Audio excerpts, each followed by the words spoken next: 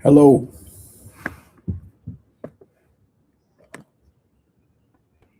Okay, so we're back and we're going to be talking about some of this hair off my face. Okay, so we're going to be talking about the Voters Act being gutted, and I'm not going to describe to you all the things that are. I'm just going to tell you, how I feel about it and how it's going to affect us today, because I think these are the things that are not being talked about, and they're very important. Um, the Voters Act and the Supreme Court basically stripped it.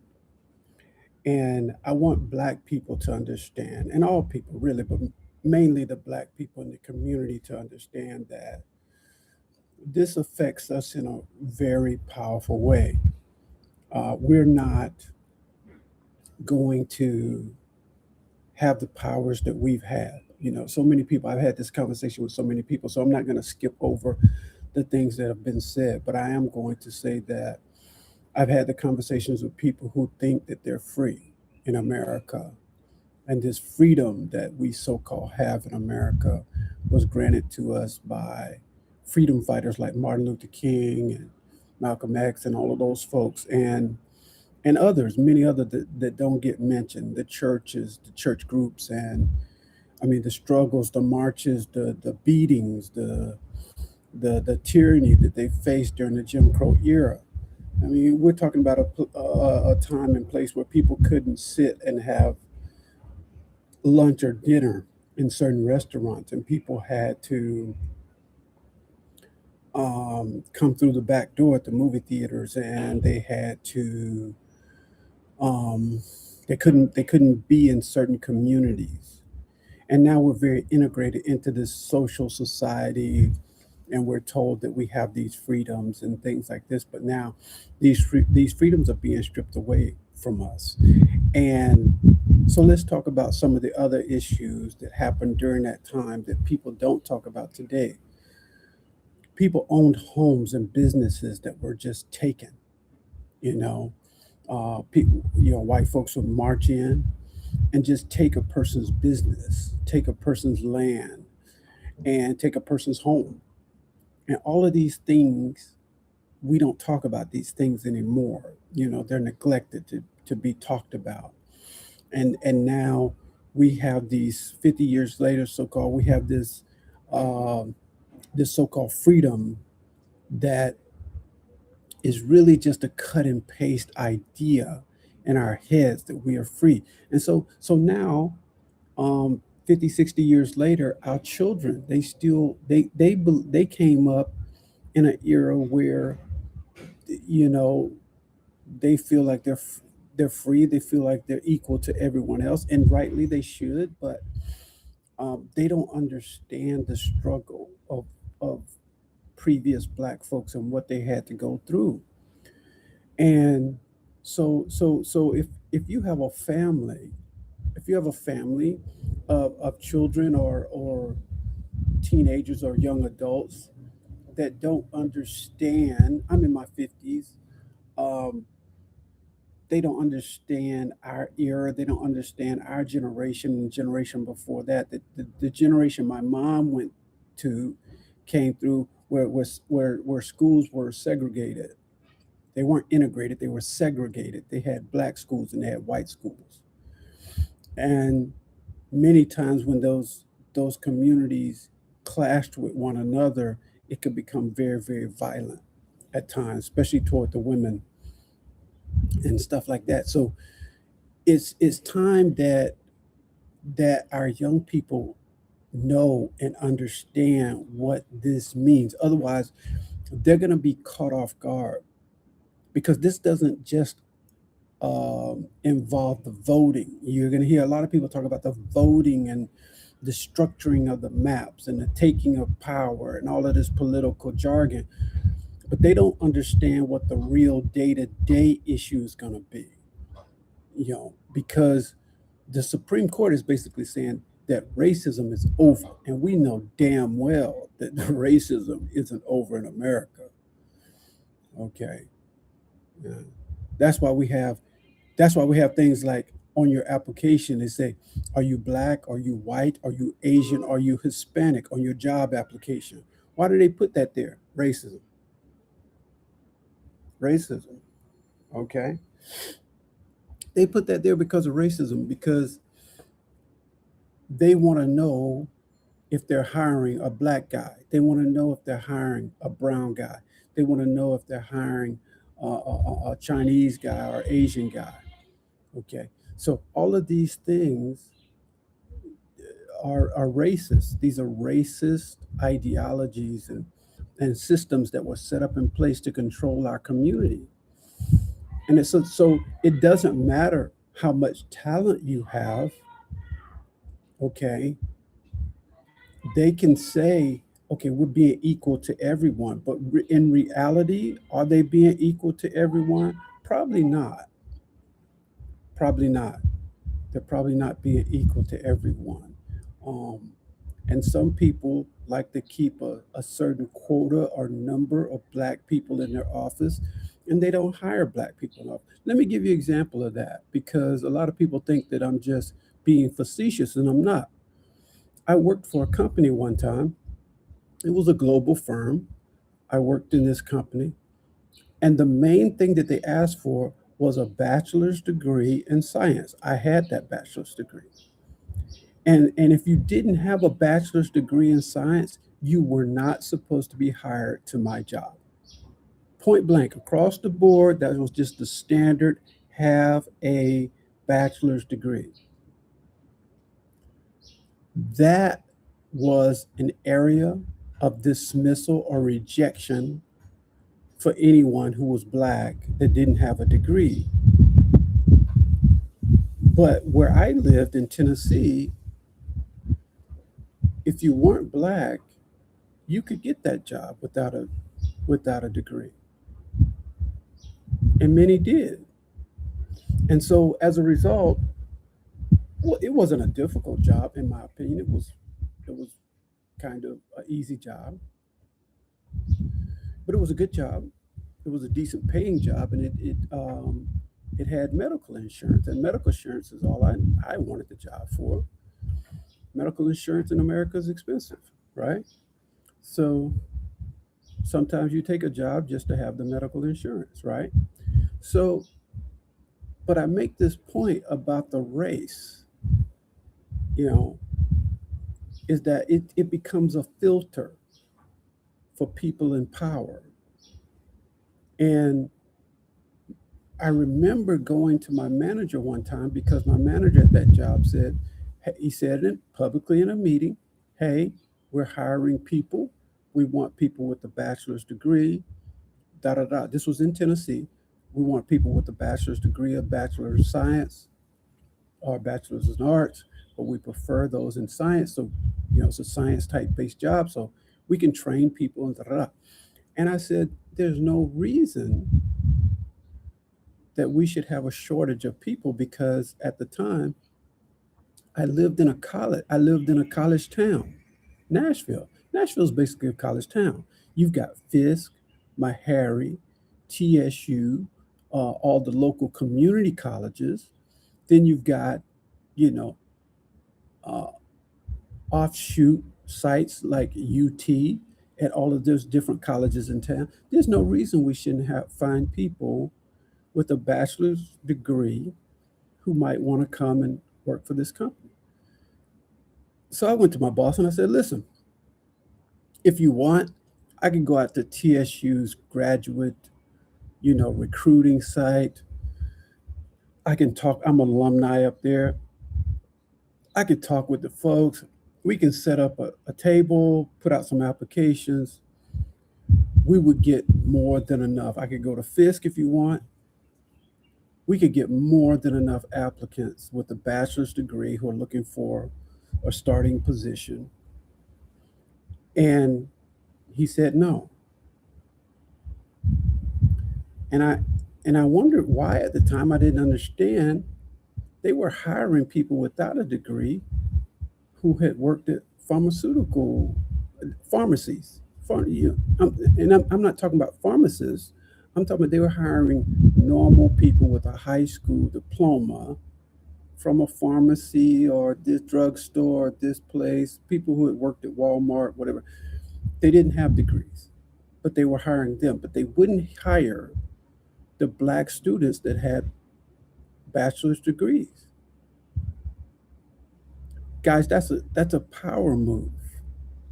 That's a move to where, hey, we don't want African Americans who have degrees getting a basic $40,000 job. They're qualified, probably more than qualified, easy to train because they know the information. But they didn't want that. Now, those are the types of things that rub me the wrong way. I didn't like that. I didn't like that. So when I opened my company on my own, I opened my company.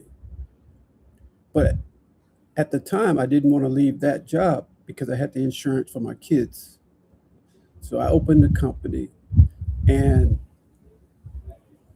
I was making money. I was making my job salary plus I was making my business salary. But I set out specifically, if I could find them, I would hire African Americans.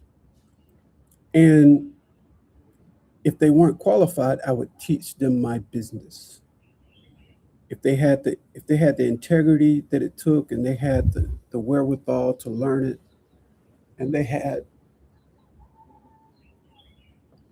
the desire to really work in this business, I would be willing to teach them and take them under my wing and teach them as a group to do well in the business and how the business worked and how. And guys, this is the kind of energy that we have to have in our community, because the money game and the power game are totally different. The money game and the power game are totally different, and we're going to need people who are not struggling financially in order to get power back, right? We're going to need people in our community working together, because in the past, during the Jim Crow era, we had the churches. We no longer have the churches. The churches were a galvanizing force back then, but we no longer have the churches because the churches get government money now. And I've said this and I've had arguments with people about this.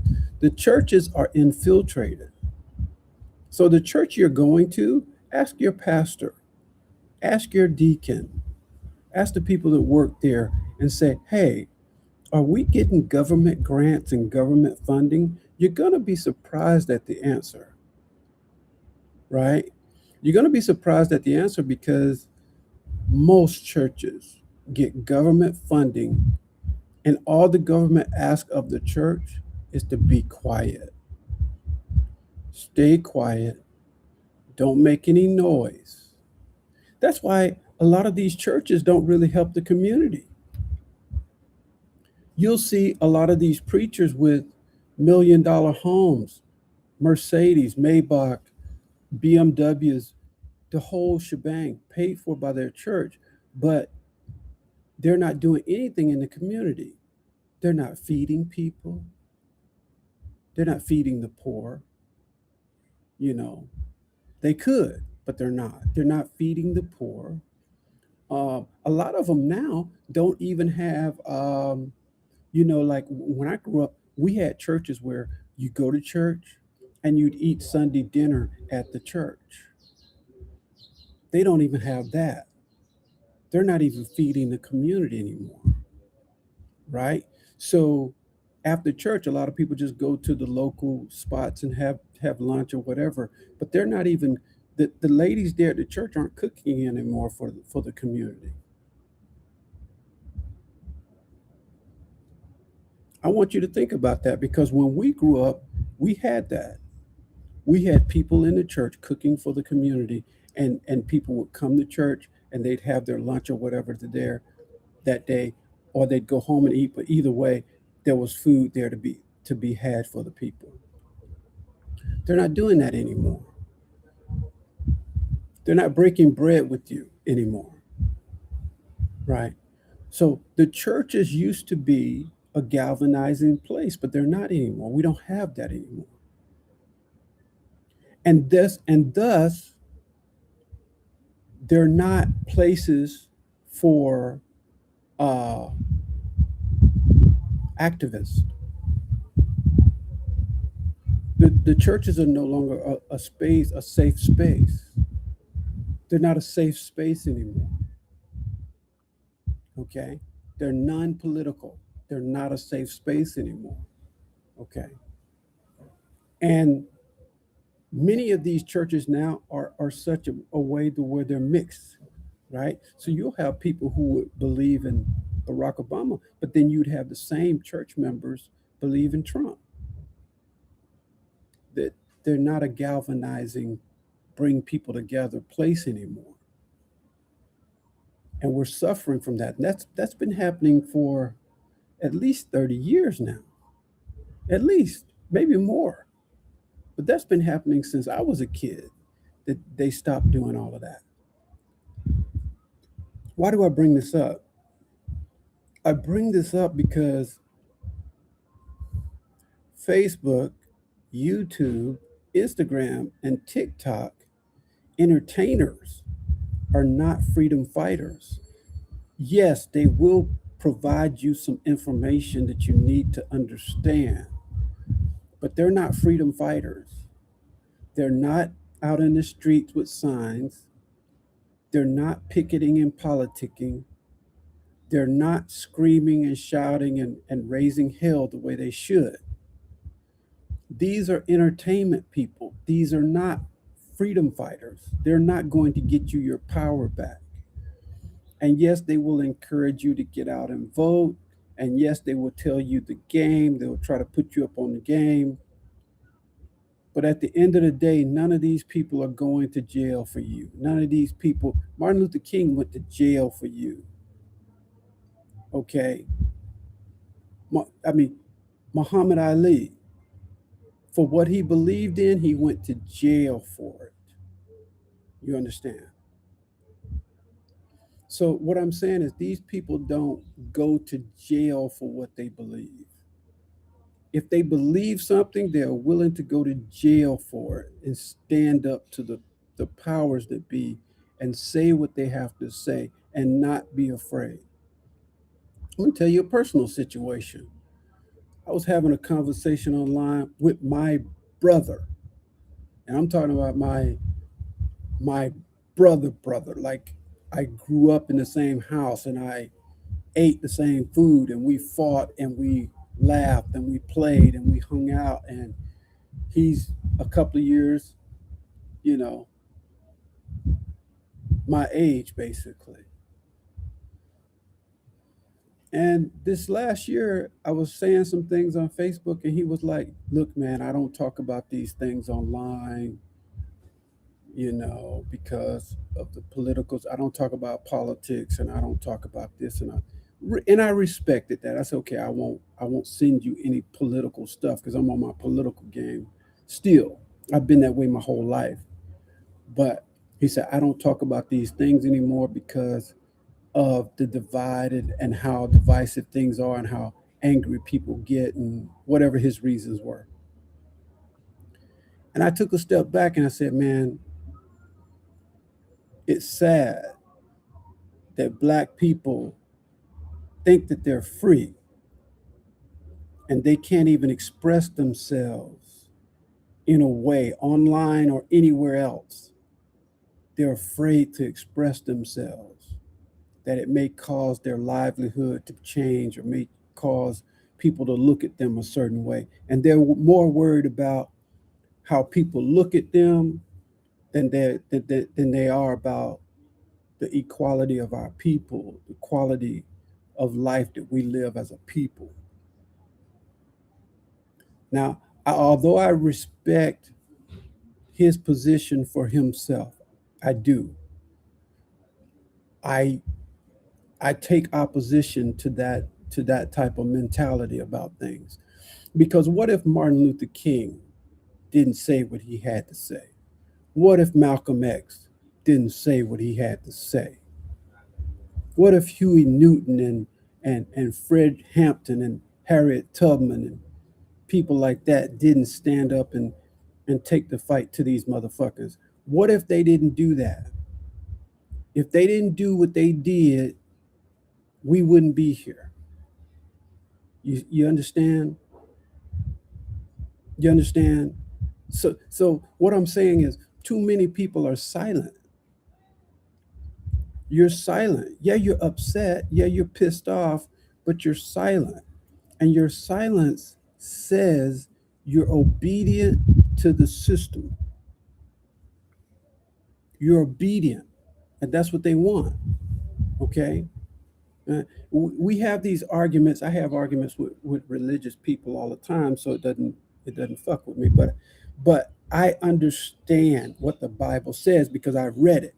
So, and I understand that there's a lot of things, in my opinion, that are missing from the Bible because I know the Bible comes from Africa, and I know that there's books like Book of Enoch and all of these things that were left out of the book intentionally. And I also know who King James was, and I know his life, and I know he shouldn't have been writing no dang Bible, just like Trump shouldn't be writing no Bible. I understand that the Bible was written to control black people. I understand that. And because I understand that, that makes me a threat to some of these people because they believe that that Bible is the word of God, and they believe that they're supposed to submit to that Bible. And I'm a person who says, I don't think you're supposed to submit to the Bible. I don't think the Bible is supposed to be controlling black people. I don't believe that. I believe the Bible was written so it would elevate your spirit, not to control your spirit. So I have a value system, and I have a system that tells me that I have a different belief than most people. And I get that. But I'm not going to be enslaved by no Bible. I'm not going to do that. That's just not who I am as a person. I'm not going to do that. And what I'm seeing these white folks strip black folks of their power because they're silent and they're trying to be submissive to the Bible. And I'm going to tell you something, that's a very dangerous place to be. That's a very dangerous place to be. The enslaved people were submitted to the Bible. The slave masters read the Bible to the black man and made the black man under his control. That's a very dangerous place to be in, and I will not ever be in that position. And I'm telling you guys now, if America doesn't change for the better, you need to figure out something to get yourself up out of there while you still can, because being back into the Jim Crow era, these people are going to start taking your passports, and these people are going to start telling you you can't go. You can't get on the plane and leave. Let me give you an example about that for a second. While I'm on that, let me talk about that. Okay, so right now I'm in Ghana. I'm in Accra. And I saw something online that was disturbing. It was two gentlemen, I follow, and they were talking about the situation with Accra and Ghana. And some time ago, I don't know, maybe a few years back, they created this thing where people from America and the diaspora could come to Ghana. They created a program. This was some time ago. It's no longer existing now. It's not the same now. It's different. And a lot of people started flooding into Ghana because they wanted to flee America and flee some of the islands and flee some of those other places and come back. People have been wanting to come back to Africa, and this was their opportunity. They wanted to come to Ghana. You know what the companies did when they found out that black people was trying to leave America and come to Ghana? You know what they did? And especially around Christmas time, because that's when people have their vacations, their long, maybe monthly, 3 weeks to a month vacation. They take at the end of the year, and they that's a good time for them to come check things out, right? You know what they did? The airlines, now this is the airlines. The airlines started charging, let's say a ticket would cost maybe $1,500, something like that, to come to, because it's a long way from America to Africa. Okay, so they were charging like $1,500. Around Christmas time, this is what the airlines did. They made their tickets cost $13,000 per person. $13,000 per person. A trip that would normally cost about $1,500 to go overseas cost $13,000. Why? Why? Two reasons. One, if you see a ticket that's $13,000, you're not going to pay it. You see a ticket for $13,000, you're not going to pay it. Right? So what does that do? That prevents black people from getting to Africa. That prevents black people from America from getting to Africa. That's what they were doing. Two, if you did come and you spent $13,000, that was a hit to your bank account. We're going to punish you economically to come from America to Accra, from America to Ghana. We're going to punish you for that. That's what they were doing. Guys, it's a game. It's a game designed. They say all the time, they tell black people, if you don't like it, leave America. You get out of here. We don't want you here anyway, right? That's a lie. They've always wanted black people in America. If black people left America, America would never be the same. Black people made America. So if black people left America, it'll never be the same. If all the black people left America, all the white people would leave America to follow the black people. Okay. That I don't know why they do that. That's just what they do. I don't know why they do that. Anywhere you go, they want to go. They can't live without you. They follow black people everywhere they go around the world. If black people go to Kathmandu, God damn it, you're gonna see some white folks in Kathmandu. Black people go to Africa, white folks gonna go to Africa. Why? Because they want to be wherever black folks at. You think I'm kidding? I've traveled to 73 countries and I see it everywhere. I get on the plane and there's more white folks on the plane coming to Africa than black folks coming. Why they do that? You tell me. I don't know. That's how it is. But they can't be happy until they're oppressing black people. If white folks would stop oppressing black people, they wouldn't be happy. They'd be depressed. Everything they do is to oppress the black man. Everything. And that's what you're seeing now. That's what you're seeing. That's what you're witnessing. And now you're going to experience it. Now you're going to know what it feels like to be back in the freaking 1950s, 1960s America. That's what it is.